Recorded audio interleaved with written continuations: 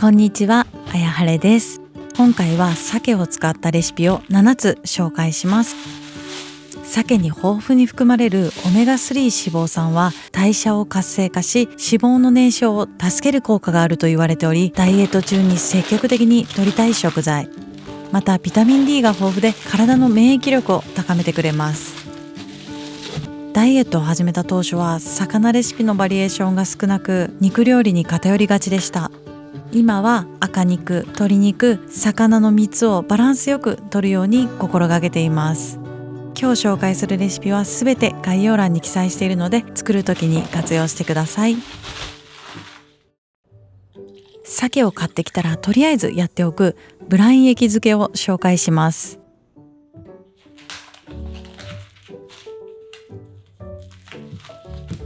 とっても簡単なのにつけるだけでふっくら仕上がるブライン液漬け。鶏胸肉を柔らかくする方法として有名ですが、今回鮭を漬けてみたらふっくら肉厚な鮭を堪能できてハマりました。作り方は水 100ml に甜菜糖小さじ1、塩小さじ1、混ぜ合わせます。保存袋に鮭を3切れ、1切れから4切れくらいまでならこの分量のままで大丈夫です。ブライン液を注ぐ。しっかり鮭につけたら冷蔵庫で30分から1時間程度つけます。長くつけすぎると味が濃くついてしまうことがあるので、1時間以内がおすすめです。今回は初めて鶏胸肉もつけてみました。同じように水 100ml に甜菜糖小さじ1、塩小さじ1、保存袋に鶏胸肉2枚を入れて、こちらは一晩つけます。一般的なブライン液はもう少し塩と砂糖の量が多いのですが、使う調味料は極力少なくしたい私はいろいろ試した結果、これが最小限の量かなと思いました。それぞれ好みがあると思うので、一旦この分量で作ってみて、お好みに合わせて調整してください。待っている間に買ってきた食材を片付けるのがいつもの流れ。概要欄にスキップできる目次を用意しているので、レシピだけ見たい方はスキップしてください。冷凍すると旨味と栄養価がアップするキノコ類はカットして冷凍、傘はスライス。軸に旨味が凝縮されているので、細かくカットして一緒に冷凍します。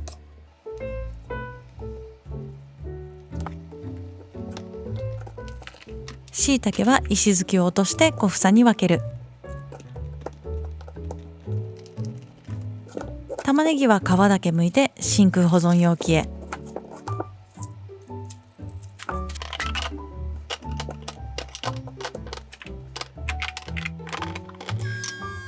さやいんげんはヘタを落として水洗いしておく。小松菜は4センチ幅にカット。このようにカットしておくとレンチンでさっと副菜が作れたり、炒め物にもそのまま加えられるので便利です。ナスとじゃがいもはとりあえず水洗いだけしてそのまま冷蔵。真空保存容器に詰めます。しっかり水気を取って詰めるのが長持ちするポイント。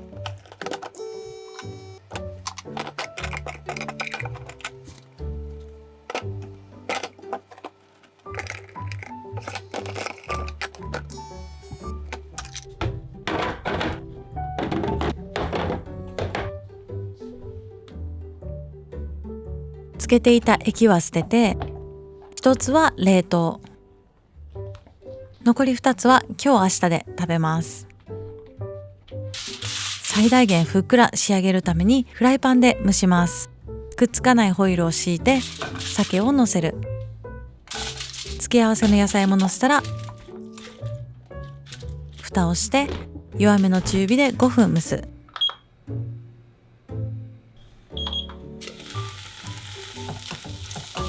鮭をひっくり返して2分蒸す。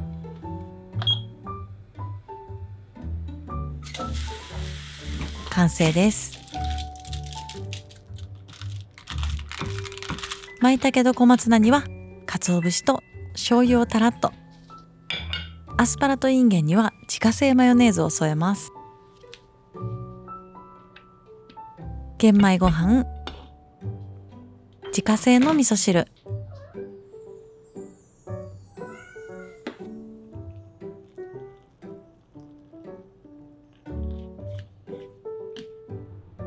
いただきます。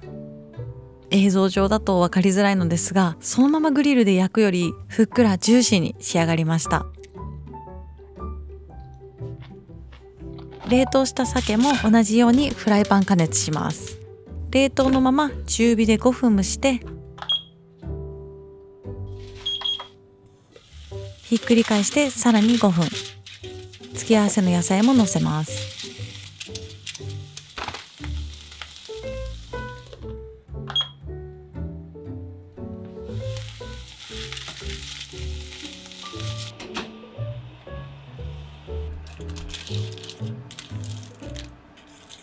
付け合わせには自家製のマヨと醤油を少し、白すりごまもかけて和える。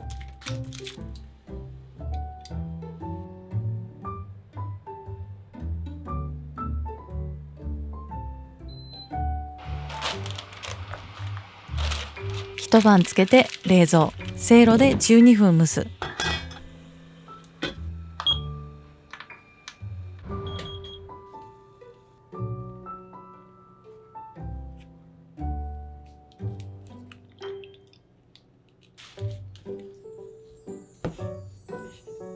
今まで塩麹漬けで下味をつけて柔らかくしていたのですが、塩小さじ1、砂糖小さじ1でこの柔らかさはかなりコスパがいいなと思いました。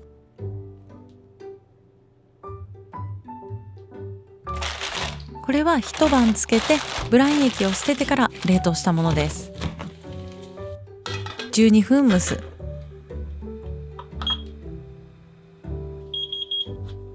冷凍は12分じゃ火が通りきらなかったので、追加で5分蒸しました。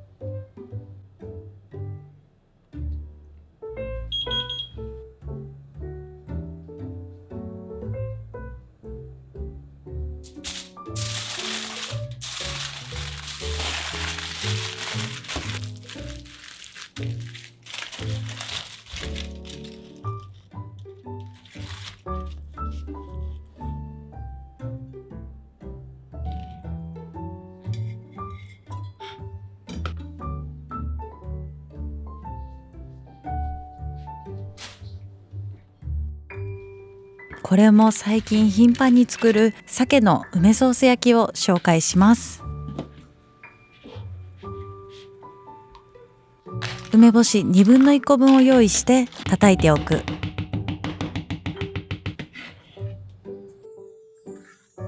付け合わせの野菜をカット。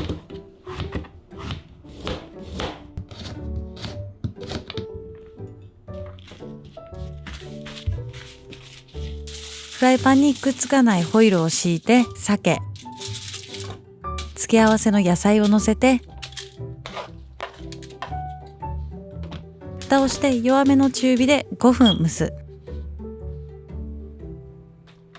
待ってる間に梅ソースを作ります。醤油小さじ1、みりん小さじ1、甜菜糖小さじ1/2分の1。よく混ぜ合わせます。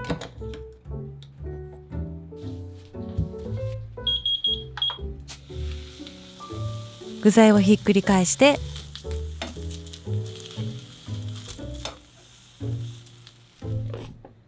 2分蒸す。2分経ったら一旦火を止めて、野菜だけ先に取り出します。弱火にしたら鮭に梅ソースをかける。照りが出るまで加熱して完成です。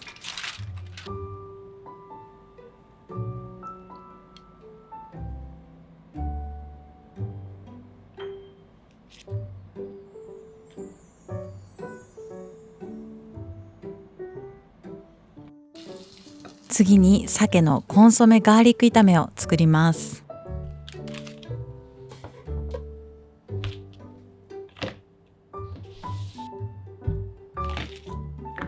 じゃがいもの皮を剥きます。細長くカット。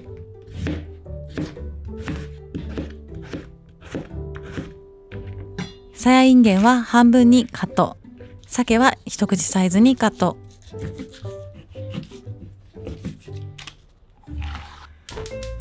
オリーブオイルを小さじ1とスライスしたニンニクを加えます。鮭とじゃがいもを中火で炒める。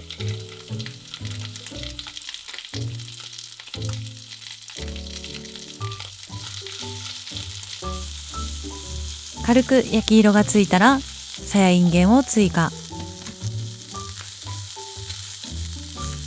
コンソメ小さじ1/2、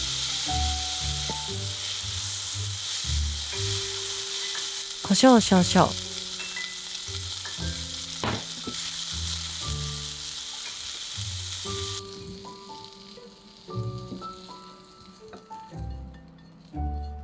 完成です。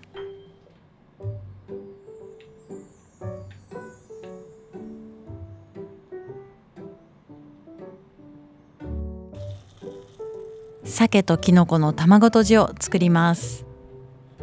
きのこはお好みのもの、何でも OK です。私は事前に冷凍しておいたきのこをたっぷり使います。舞茸は手で裂き、しいたけはスライス、しめじは石突きを落として小房に分ける。鮭は一切れ用意してカットせずに使います。フライパンに水 80ml、醤油小さじ2、みりん小さじ2、てんさい糖小さじ1/2、顆粒和風だし小さじ1/2、きのこの上に鮭をのせる。小さめのフライパンがある方は小さめのフライパンで作るのがおすすめです。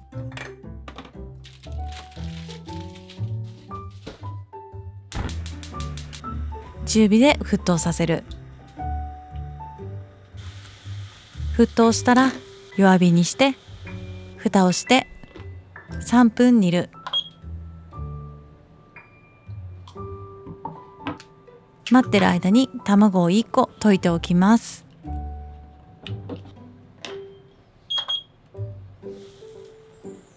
鮭をひっくり返してさらに2分煮る。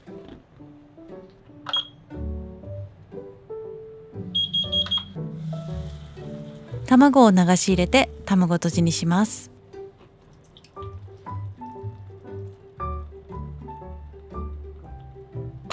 蓋をして30秒煮る。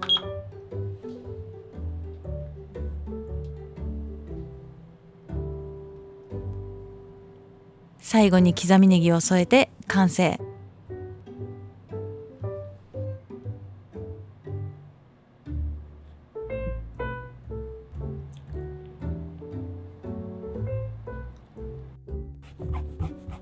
鮭のみぞれ煮を作ります。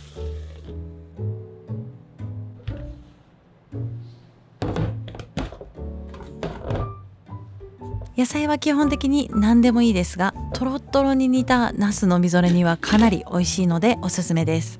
たくさん買ってきたきのこもたっぷり入れます。石突きを落としたしめじとえのきを用意。ナスは短時間でとろとろにするために表面に切り込みを入れます。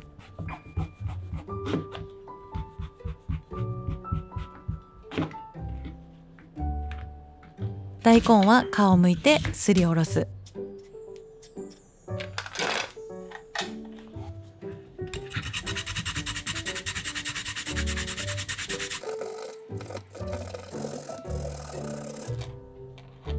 鮭を一切れ用意してごま油を薄くひいたら鮭を焼く。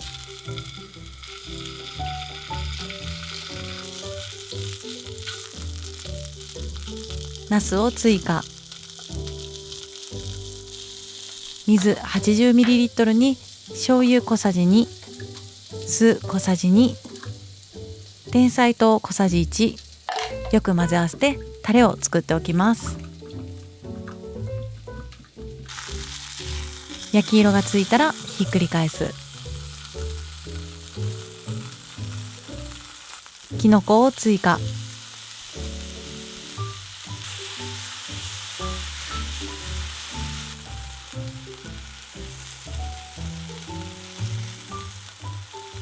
鮭の両面に焼き色がついたら、タレと大根おろしを追加。蓋をして3分煮る。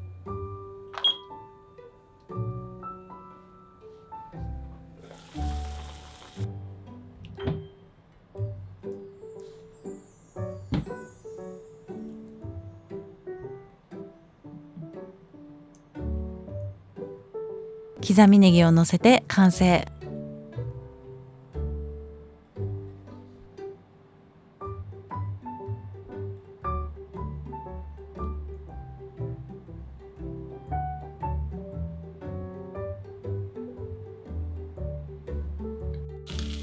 鮭のスパニッシュオムレツを作ります。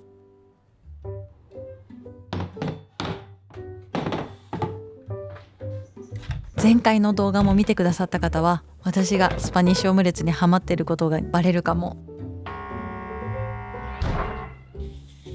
玉ねぎは粗みじん切り。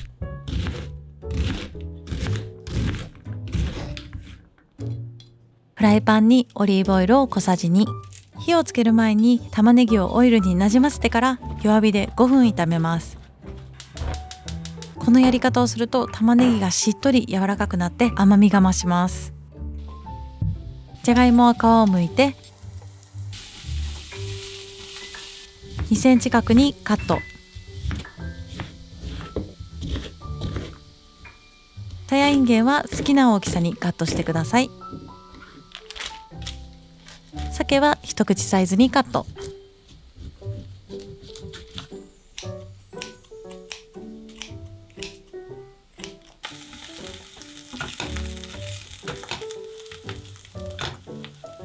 じゃがいもとさやいんげんを追加。最後に鮭。蓋をして5分蒸す。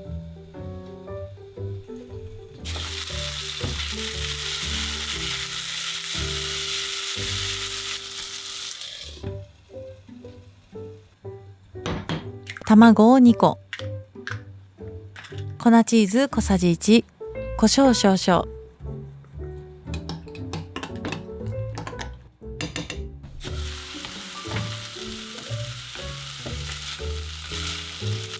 卵液を流し入れる。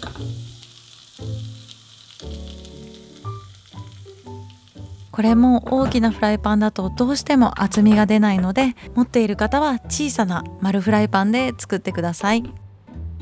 蓋をして弱火で3分焼く。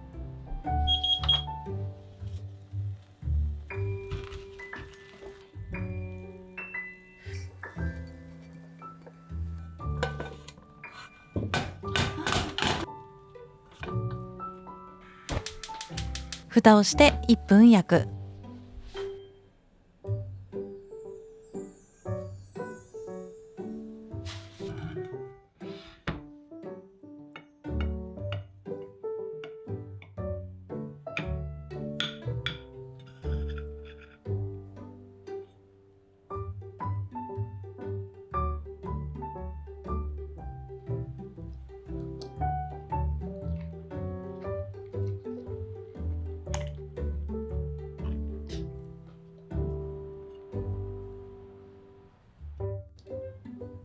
鮭の豆乳スープを作ります。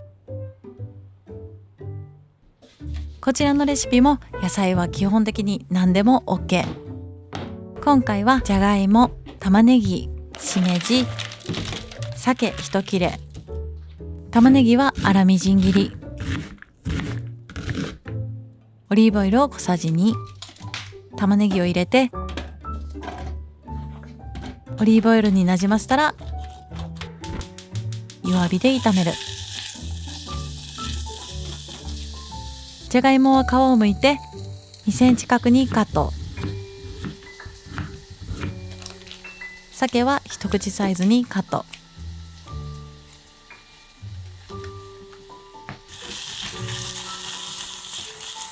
鮭とじゃがいも、しめじを追加。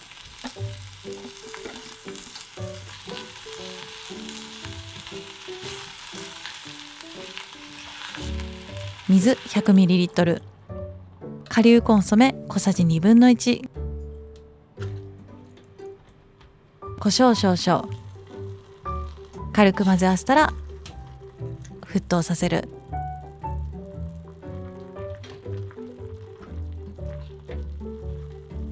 無調整豆乳 100ml、 沸騰する直前まで弱火で煮込みます。火を止めて、最後に味噌小さじ1/2を溶かし入れたら完成。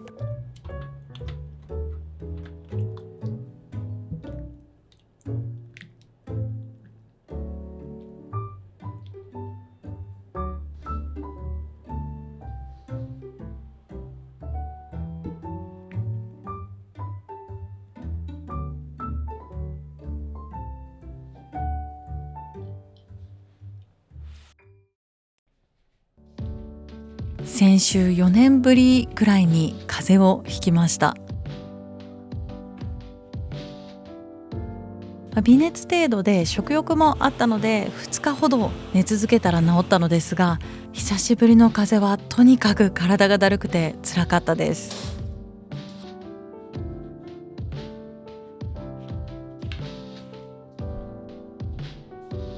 最近突然寒くなったので季節の変わり目の風邪だったのかなとか、先週カフェで仕事するのが楽しくて頻繁に行ってたからかなと原因についていろいろ考えてたのですが、なんかしっくりこなくて、最近の変化についていろいろ考えていたら一つしっくりする原因が見つかりました。実はここ1ヶ月朝活を充実させたいと思って睡眠時間を 1.5 時間ほど削っていました。早朝の静かな時間に活動したくて少しずつ起きる時間を早めて5時半に起きるのを習慣にしていました。本来はその分早く寝るつもりだったのですが、実際寝る時間を早めるのが難しくて、結果的にただただ睡眠時間を削っているだけになってしまっていました。今回風邪を機に7時にアラームをセットし直してみたら、翌日から自分で実感できるぐらい体の調子が良くなりました。一番感じたのは朝起きた時の気持ちよさ。自然に目が覚めて起きた瞬間から動ける感じ。5時半起きしてた時は起きてから30分ぐらいはなんだか目が覚めなくてダラダラしてたのですが、それが全くなくなりました。活動的な朝の時間を過ごすために早起きしてたはずが、いつの間にか5時半に起きることが目的になってしまってたなぁと反省しました。さらに先月1ヶ月を振り返ってみたら、仕事の生産性とか質が格段に上がったわけでもなくて、そもそも私は時間があればいいものを作れるタイプではなく、時間があればあるほど余計なことに時間を割くタイプだったことを思い出しました。ダイエット当初もそうだったのですが、理想の自分を無理やり自分に押し付けて、現実の自分の能力とかキャパを無視して失敗するというのをこの人生で何度も繰り返してきて、その度に自分のことが嫌になってしまうのですが、ただ毎回失敗するたびに何が今の自分にとって大事なのか気づくことができます。今回は改めて自分が一日最高のパフォーマンスを発揮するには睡眠が非常に重要であると分かりました。今の私のベストの睡眠時間は7時間半。そして仕事の生産性や質を上げるためには長い時間を確保することよりも限られた時間の中で集中できる環境と時間を作ることが大事だというのも分かりました。実際は本当にただのウイルス性の風邪だったのかもしれないですが、今年も残り3ヶ月、2024年も悔いのない1年にするために大事なことをこのタイミングで気づけてよかったなと今は思っています。皆さんも最近なんだか調子が上がらないなとか、いろいろうまくいかなくてモヤモヤしている場合は、一度原点に戻る気持ちで、睡眠時間が自分に必要な量十分取れているかなとか、食事のバランスはどうかななど、ベースの生活習慣を見直すと何か改善策が見つかるかもしれません。本日も最後までご視聴いただきありがとうございました。また次回の動画でお会いしましょう。